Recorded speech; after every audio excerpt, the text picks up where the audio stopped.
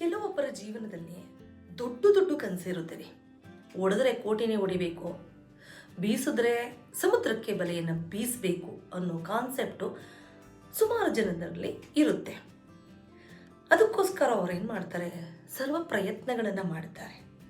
ನಾನು ಅದನ್ನು ಅಚೀವ್ ಮಾಡಬೇಕು ಅಂತ ತುಂಬ ಕಷ್ಟಪಡ್ತಾರೆ. ಫೈನಾನ್ಷಿಯಲಿ ವೀಕ್ ಆಗ್ತಾರೆ, ಇಲ್ಲ ಸಾಲ ಮಾಡ್ಕೋತಾರೆ, ಇಲ್ಲ ಅಂದರೆ ಫಿಸಿಕಲಿ ವೀಕ್ ಆಗ್ತಾರೆ, ಸಪೋರ್ಟ್ ಇರೋದಿಲ್ಲ, ಮೋಟಿವೇಶನಲ್ಲಿ ಯಾರು ಅವ್ರನ್ನ ನಂಬೋದಿಲ್ಲ, ಭಗವಂತನೂ ಕೂಡ ಕೈ ಬಿಟ್ಬಿಟ್ನಾ ಅಂತ ಕೆಲವು ಟೈಮ್ ಕೂಡ ಅನಿಸುತ್ತೆ. ಇಷ್ಟೆಲ್ಲ ಕಷ್ಟಗಳನ್ನು ಪಡ್ತಾ ಇರ್ತಾರೆ. ನಮ್ಮ ಕಷ್ಟಗಳನ್ನು ಆ ಟೈಮಲ್ಲಿ ಯಾರೂ ಕೂಡ ಅಬ್ಸರ್ವ್ ಮಾಡೋದಿಲ್ಲ. ಇವನು ಏನೋ ಮಾಡೋದಕ್ಕೆ ಹೊರಟಿದ್ದಾನೆ, ಏನೋ ಒಂದು ಸರ್ವ ಪ್ರಯತ್ನ ಮಾಡ್ತಾ ಇದ್ದಾನೆ, ತುಂಬ ದೊಡ್ಡದಾಗಿ ಸಾಧನೆ ಮಾಡ್ತಾನೆ ಅಂತ ಒಂದು ಸೂಕ್ಷ್ಮವಾಗಿ ನಮ್ಮನ್ನು ನೋಡಿ ಅಪ್ರಿಷಿಯೇಷನ್ ಮಾಡೋ ಅಂಥವ್ರು ಯಾರೂ ಇರೋದಿಲ್ಲ. ಬಿಕಾಸ್ ಯಾರಿಗೂ ಗೊತ್ತಿರೋದಿಲ್ಲ ನಾವೇನು ಮಾಡ್ತೀವಿ ಅಂತ. ಹಾಗಂತ ಕನಸು ಕಂಡವ್ರು ಎಲ್ಲರೂ ಕೂಡ ಅಚೀವ್ಮೆಂಟ್ ಮಾಡ್ತಾರೆ ಅನ್ನೋದು ಕೂಡ ಸುಳ್ಳು.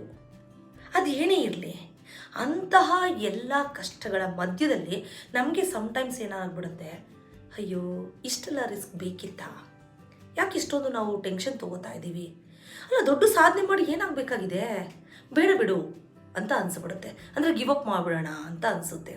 ಆ ಟೈಮಲ್ಲಿ ಯಾವುದೋ ಒಂದು ಹಂತದಲ್ಲಿ ಯಾವುದೋ ಒಂದು ಸಹಾಯ, ಸಣ್ಣ ಸಹಾಯ, ಅಳಿಲು ಸೇವೆ ಅಂತ ಸಿಕ್ಬಿಡುತ್ತೆ. ಅದು ಭಗವಂತನ ಕಡೆಯಿಂದ ಆಗ್ತಾ ಇರುತ್ತೆ. ನಾವು ಅನ್ಕೋತೀವಿ, ಅರೆ ಇದು ಯಾರೋ ಬಂದು ನನಗೇನೋ ಒಂದು ಹೇಳಿದ್ರು, ಅಥವಾ ಒಂದು ಫೈನಾನ್ಷಿಯಲಿ ಸಪೋರ್ಟ್ ಮಾಡಿದ್ರು, ಅಥವಾ ಒಂದು ಬೆನ್ನು ತಟ್ಟಿದ್ರು, ಇಲ್ಲ ನೀನು ಮಾಡು ಮಾಡು ಅಂತ ಒಂದು ಪ್ರೇರಣೆ ಕೊಟ್ಟರು ಅಂತ. Because of god. ಅಂದರೆ ಯಾರು ಒಂದು ಪ್ರಾಮಾಣಿಕ ಪ್ರಯತ್ನವನ್ನು ಪಡ್ತಾ ಇರ್ತಾರೆ, ಹಗಲು ರಾತ್ರಿ ಕಷ್ಟಪಡ್ತಾ ಇರ್ತಾರೆ, ಅದನ್ನು ನನಸು ಮಾಡ್ಕೋಬೇಕು ಅಂತ. ಅದಕ್ಕೋಸ್ಕರ ಎಷ್ಟೋ ಅವಮಾನಗಳನ್ನು ಎದುರಿಸಿರ್ತಾರೆ. ನೀವು ನೋಡಿ, ಇವ್ರ ಕೈಲಿ ಇದೆಲ್ಲ ಆಗುತ್ತಾ, ಏನು ಮಾಡೋಕೆ ಹೊರಟೋನೋ ಹುಚ್ಚು ಮುಂಡೆ ಮಗಂದು ಅಂತ ಬೈತಾರೆ. ನಿಜಕ್ಕೂ ಹುಚ್ಚ ಅವನ, ಕನಸುಗಳಂದು ತಪ್ಪ, ಗುರಿಗಳನ್ನ ಇಟ್ಕೊಳ್ಳೋದು ತಪ್ಪ? ಖಂಡಿತ ಇಲ್ಲ. ಯಾಕೆಂದರೆ ಮುಂದೆ ಏನು ಆಗೋದಿಲ್ಲ ಅನ್ನೋ ನೆಗೆಟಿವ್ ಪೀಪಲ್ ಕೂಡ ನಮ್ಮ ಲೈಫಲ್ಲಿ ಆವಾಗವಾಗ ಬಂದು ಹೋಗ್ತಾ ಇರ್ತಾರೆ.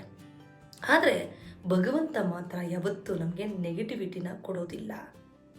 ಆಗ ನಾವು ಮಾಡಬೇಕಾಗಿರೋದು ಒಂದೇ, ಪ್ರಾರಂಭ ಮಾಡೋದಕ್ಕೆ ಮುಂಚೆ 1000 ಸಾರಿ ನೀವು ಯೋಚನೆ ಮಾಡಿರ್ತೀರಾ, ಏನೇ ಬಂದರೂ ಕೂಡ ನಾನು ಸ್ವೀಕಾರ ಮಾಡೋದಕ್ಕೆ ರೆಡಿ ಇದ್ದೀನಿ ಅಂತ ನೀವು ತೀರ್ಮಾನ ಮಾಡಿದ್ದೀರಾ, ಗಟ್ಟಿಯಾಗಿದ್ದೀರಾ, ಪಕ್ವ ಆಗಿದ್ದೀರಾ ಅಂದಮೇಲೆ ಅವಮಾನಗಳು, ಅಪನಿಂದನೆಗಳು, ಕಣ್ಣೀರು, ನಮ್ಮವರೆಲ್ಲ ದೂರ ಆಗಿ ನಮ್ಮನ್ನು ಒಂಟಿ ಮಾಡೋದು, ಎಲ್ಲಿ ದುಡ್ಡು ಕೇಳಿಬಿಡ್ತಾನೋ, ಎಲ್ಲಿ ಸಹಾಯಕ್ಕೆ ಬಂದು ಬಿಡ್ತಾನೋ, ಯಪ್ಪ ಇವನೊಬ್ಬ ದೊಡ್ಡ ತಲೆನೋವು ಅಂತ ಹೇಳಿ ದೂರ ತಳ್ಳಿಬಿಡ್ತಾರೋ, ಅಥವಾ ತೋ ತೋ ತೋ ತೋ ಇವನು ಕನಸಿಗೂ ಸ್ವಲ್ಪನೂ ಸಂಬಂಧ ಇಲ್ಲ ಅಂತ ಹೇಳಿ ಹಾಡ್ಕೋತಾರೆ, ನನ್ನನ್ನು ಗೇಲಿ ಮಾಡ್ತಾರೆ, ದೂರ ಇಟ್ಟುಬಿಡ್ತಾರೆ, ಮುಖ ತೋರ್ಸೋಕ್ಕಾಗ್ತಿಲ್ಲ.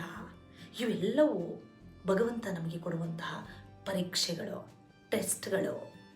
ಅದರಲ್ಲಿ ನೀವು ಪಾಸ್ ಆಗ್ತಾ ಬಂದರೆ, ಒಳ್ಳೊಳ್ಳೆ ರಿಸಲ್ಟನ್ನು ತೊಗೊಂಡ್ರೆ ಖಂಡಿತವಾಗಿ A+ಅಲ್ಲೇ ರಿಸಲ್ಟ್ ನೋಡ್ತೀರಾ. ಯಾಕೆಂದರೆ ಜನರು ನಮ್ಮನ್ನು ಕೈ ಬಿಟ್ಟಿರ್ಬೋದು, ಅವಮಾನ ಮಾಡಿರ್ಬೋದು, ನಿಮ್ಮ ಕೈಲಿ ಆಗಲ್ಲ ಅಂತ ಅಂದಿರ್ಬೋದು. ಆದರೆ ಭಗವಂತ ಯಾವ ಹಂತದಲ್ಲೂ ಪ್ರಾಮಾಣಿಕ ಪ್ರಯತ್ನಕ್ಕೆ ಕೈ ಬಿಟ್ಟಿರುವಂಥದ್ದು ಇತಿಹಾಸದಲ್ಲಿ ಇಲ್ಲ. ಒಳ್ಳೆತನದಿಂದ ಒಳ್ಳೆಯ ಗುರಿಯನ್ನು ಇಟ್ಟುಕೊಂಡು ಯಾರು ಸರ್ವ ಪ್ರಯತ್ನಗಳನ್ನು ಮಾಡ್ತಾ ಇರ್ತಾರೆ, ಅವ್ರಿಗೆ ಭಗವಂತ ಹೇಗೆ ಪರೀಕ್ಷೆಗಳನ್ನು ಕೊಡ್ತಾ ಹೋಗ್ತಾನೆ, ಅದೇ ರೀತಿಯಲ್ಲಿ ಸಣ್ಣ ಸಣ್ಣ ಸಣ್ಣ ಸಣ್ಣ ತುಂತುರು ಹನಿ ನೀರುಗಳನ್ನು ಹಾಕ್ಕೊಂಡು ಬಂದೇ ಬರ್ತಾನೆ. ಆ ಹನಿ ನೀರಿದೆಯಲ್ಲ, ಅದನ್ನು ನಾವು ಬಳಸ್ಕೊಂಡು ಗರಿಕೆಯ ಹುಲ್ಲಿನ ಥರ ಚಿಗುರೊಡಿಬೇಕು, ಬೆಳಿಬೇಕು. ಅದೆಲ್ಲವನ್ನು ಮಾಡಿಕೊಡೋನು ಭಗವಂತ. ಕೆಲವರಿಗೆ ಶ್ರೀ ರಾಘವೇಂದ್ರ ಇರ್ಬೋದು, ಕೆಲವರಿಗೆ ಸಾಯಿಬಾಬಾ ಇರ್ಬೋದು, ಅಲ್ಲ ಇರ್ಬೋದು, ಜೀಸಸ್ ಇರ್ಬೋದು, ಗಣೇಶ ಇರ್ಬೋದು, ಆಂಜನೇಯ ಇರ್ಬೋದು, ಕೆಲವರಿಗೆ ತಂದೆ ತಾಯಿ ಇರ್ಬೋದು, ಕೆಲವರಿಗೆ ಅಣ್ಣ ತಮ್ಮಂದಿರೇ ಇರ್ಬೋದು, ಯಾರೇ ಇರ್ಬೋದು ರೀ. ನಿಮ್ಮಲ್ಲಿ ಶಕ್ತಿ ತುಂಬುವಂತಹ ಒಂದು ದೈವ ಇರ್ತಾನೆ. ನಿಮ್ಮನ್ನು ಯಾವತ್ತೂ ಕೈ ಬಿಡೋದಿಲ್ಲ, ಕೈ ಹಿಡಿದು ನಡೆಸ್ತಾನೆ. ಮುಂದೊಂದು ದಿನ ಗೆದ್ದು ನಿಲ್ತಿರಲ್ಲ, ಅವತ್ತು ಅರೇ ಏನೋ ಮಾಡೋದಕ್ಕೋಗಿ ಏನೋ ಮಾಡಿಬಿಟ್ಟಲ್ಲಪ್ಪ, ನೀನು ದೊಡ್ಡದನ್ನೇ ಸಾಧನೆ ಮಾಡಿಬಿಟ್ಟಲ್ಲಪ್ಪ, ಏನು ಕಸ ಅಂತಿದ್ವಿ, ತಿಪ್ಪೆ ಅಂತ ಇದ್ವಿ, ಅದು ಅಂತಿದ್ವಿ, ಇದು ಅಂತಿದ್ವಿ, ಅದರಲ್ಲಿ ಇಷ್ಟೊಂದು ಯೂಸ್ ಇದೆಯಾ ಇದೆಯಾ, ಅಥವಾ ಇದರಲ್ಲಿ ಏನೋ ಒಂದು ಮಾಡ್ಬೋದಾ, ಅಥವಾ ಏನೋ ಬೆಳವಣಿಗೆ ಹೊಂದ್ಬೋದಾ, ಏನಿಲ್ಲ ಅಂದರೂ ಕೂಡ ನಾವು ಮುಂದಕ್ಕೆ ಹೋಗ್ತೀವಾ ಅಂತ ಪ್ರೂವ್ ಮಾಡಿರ್ತೀವಿ ನೋಡು.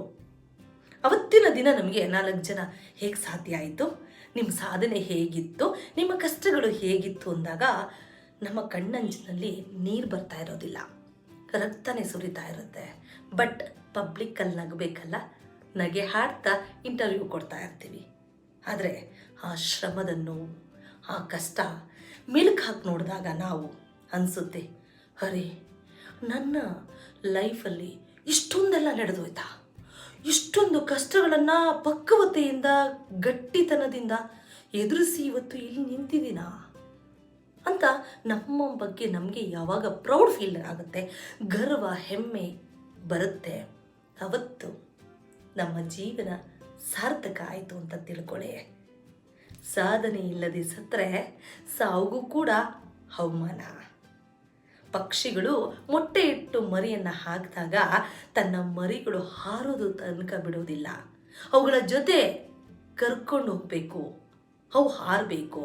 ರೆಕ್ಕೆ ಕಟ್ಟಾಗ ಅವು ಬಿದ್ದರೂ ಕೂಡ ಎಲ್ಲರೂ ಸಪೋರ್ಟಿವ್ ಆಗಿ ನಿಂತ್ಕೋತವೆ. ಎಲ್ಲ ಪಕ್ಷಿಗಳು ಸಪೋರ್ಟಿವ್ ಆಗಿ ನಿಂತ್ಕೊಂಡು ಹಾರೋದನ್ನ ಹೇಳ್ಕೊಡ್ತವೆ. ಆದರೆ ನಮ್ಮ ಮನುಷ್ಯ ಜಾತಿಯಲ್ಲಿ ಆ ಒಗ್ಗಟ್ಟಿಲ್ಲ. ಹಾಗಾಗಿ ನಿಮಗೆ ಒಂಟಿತನ ಕಾಡ್ಬೋದು, ಏಕೆಂದರೆ ನೀವೊಬ್ಬರೇ ಹೋರಾಟ ಮಾಡಬೇಕು. ಆದರೆ ಭಗವಂತ ಇದ್ದಾನೆ ಅನ್ನೋದನ್ನ ಮಾತ್ರ ಮರಿಬೇಡಿ.